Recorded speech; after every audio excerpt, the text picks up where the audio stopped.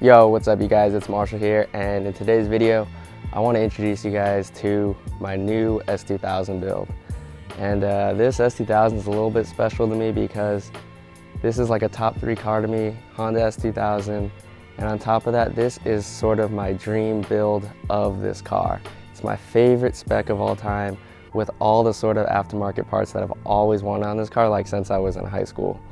So I've actually had this car for like a year, but I haven't really been able to drive it. I was waiting on a lot of parts that took months to get, and then on top of that, the car was at like the body shop for like a good 6 months, and it just took forever for the guy to get all the body, all the paint and body work done. So, but now, a year later, we can finally make this video, introduce the car to you, show you the build. The car is far from finished. There's like still like a bunch of stuff I want to do. Ride height is terrible. Need to adjust that. But for the most part, the build is mostly complete. It's like 90% done. It's just a bunch of little things I want to get done to it. But for now, we'll just show you the car, introduce you to the build. Yeah, but what makes this car so special is that this is my favorite spec of all time. It's Grand Prix white on the full red interior. And this spec just goes crazy. That full red interior looks amazing. This spec was only offered, I think, in 2002 for this color, but it was also offered in 03 because they made it, I think, with Silverstone and then black. So there's black, Silverstone, and GPW, with the Grand Prix white cars obviously being the most sought after, just because white on S2000 is just iconic, white on Hondas in general. And I believe there's only like 314 of these that exist in the white on full red spec. I'm not exactly too sure of that number, but they only made them 2002, and I think it's around there. If it's not, it's like 300-ish, I think 314 to be exact. But this spec is just crazy. And then on top of that, I've put like all the aftermarket stuff on it that I've liked since I was a kid, you know? Like this is all the same stuff I've always wanted on this car, on this exact spec, and now here we have it. So let's get into it. We'll just show you around the car and show you what's good with it. So we'll start with the front end. Pretty simple, right? We got ASM front bumper. I think is the cleanest, most aggressive front bumper for this car. And I've put it on all my S2000s since this car basically was new in the 2000s, right? Like in high school, I love this bumper. It's always been like me and Will and my friends, like we've all put this bumper on basically every S2000 we built. Basically, it's like when you buy an S2000, right after you buy it, the first thing we do is like, all right, we need to put ASM front bumper on it. It just looks aggressive, clean at the same time. I don't know, I think it looks really good on the S2000. And on top of that, it has the carbon fiber front lip. And we'll see how long that lasts. Car's still kind of low right now, but it needs to be lowered like a good inch all around, so we'll see what happens. And then we got the ASM hood on there.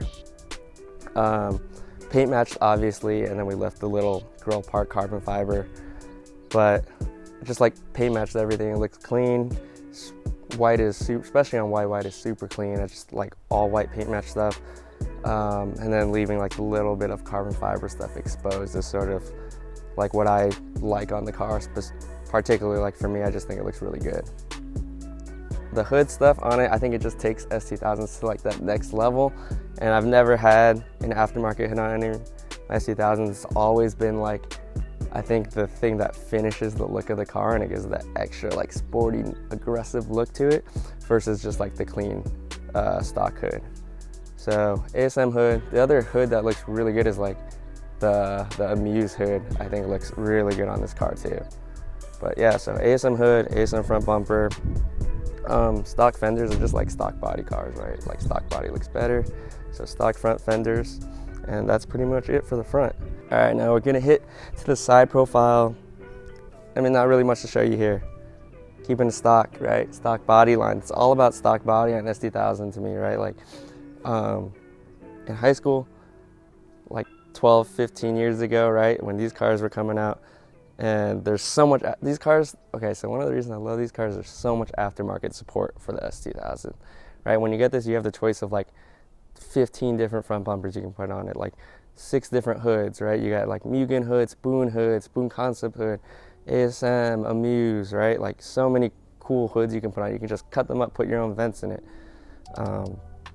Front fenders, you have like 30 different over fender kits. You got the Voltex kit, Voltex everything, you know.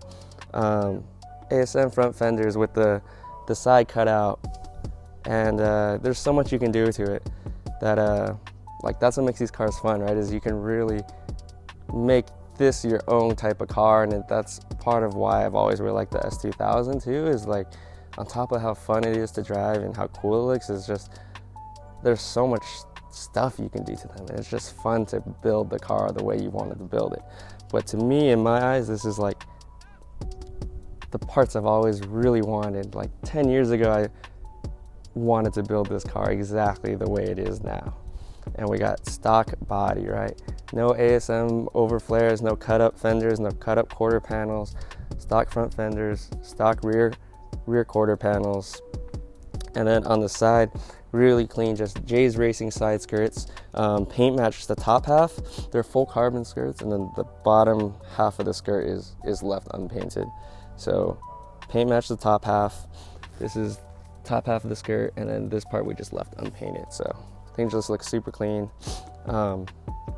Stock mirrors.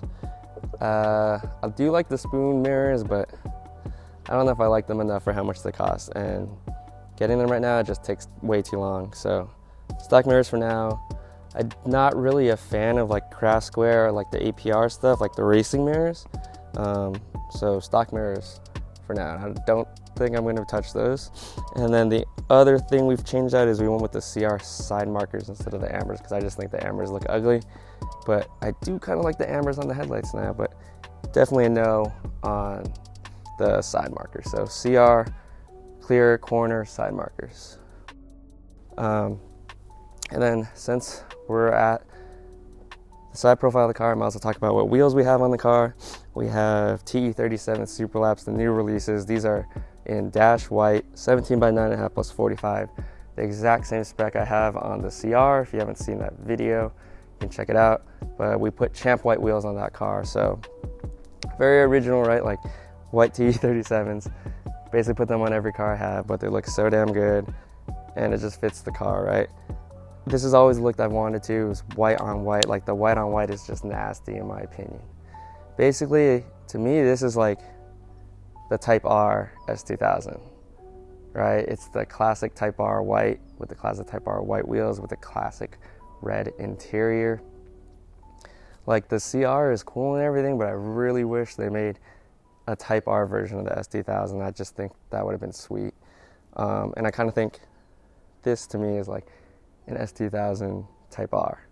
So we got the white on white combo. These wheels, I think, like, they're on there for now, but I have the set of Desmond Rega Masters, like the new release, and I bought those to put on this car, so we're gonna throw those on this car. And I think, to me, that's my favorite look of all time, is white on white with the Desmond Rega Masters on the S2000. It just looks nasty, and especially after we slam it a little bit, it's gonna look super good. And then on top of that, we have these evasive burnt full titanium lug nuts. Shout out to Will, he gave me those. So Will, with the titanium lug nuts are free. They look really good, but not something I would pay my own money for because they're not cheap. Yeah, so that's the side of the car. Oh yeah, and it also has, what is this, a Rockstar Garage Amuse hardtop, not OEM. And you'll see when we go to the back that the window came out. But I'm gonna take this off because as much as I like hardtops on these cars, I've always had hardtops on all my S2000s, and I've never enjoyed this car as like a top-down car. So I'm gonna get the soft top repaired because it's all ripped, like all of these cars are, unless you get a new one. So replace the soft top. The funny thing about replacing the soft top is it costs more than having the hard top. So it's like $1,500 to replace the soft top on these cars, versus like the hard tops, those rep ones, they go for a little bit less than that. But it is what it is, right? Like I want to do top down, even though hard top I think looks better. Lastly, we're gonna come to the back of this car, which is pretty boring because it's stock AP1 right now. I think we're gonna keep the stock AP1 taillights, but we're gonna do an LED, like full LED tail, but it's gonna look like the stock one because I just kind of like the look of the stock.